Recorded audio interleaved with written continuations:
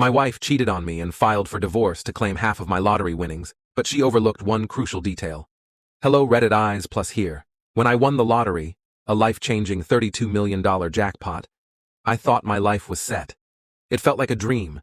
One minute, I was working overtime at my construction job to make ends meet, and the next, I was holding a check so big it felt surreal.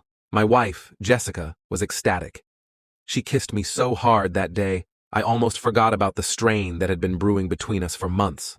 Almost. Jessica and I had been married for 7 years, and lately, things had been off. She'd been distant, taking more girls' trips, spending long hours on her phone, and being unusually cold toward me. But I didn't want to believe the worst. I thought maybe the stress of our finances was getting to her.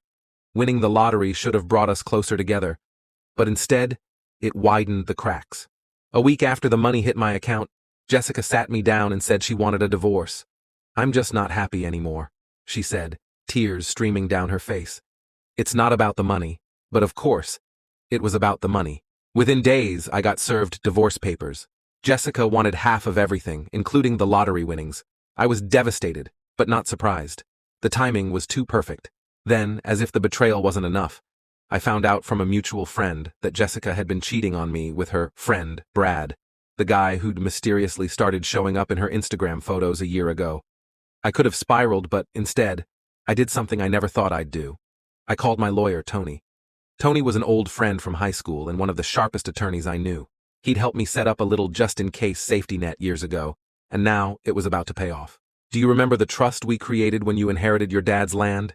Tony asked during our call. "Well, technically, that trust holds the lottery winnings too. I'd forgotten about the trust entirely. When my dad passed away, Tony had suggested putting my inheritance in a trust for tax benefits and protection. We'd also agreed that any future assets could be funneled into the trust.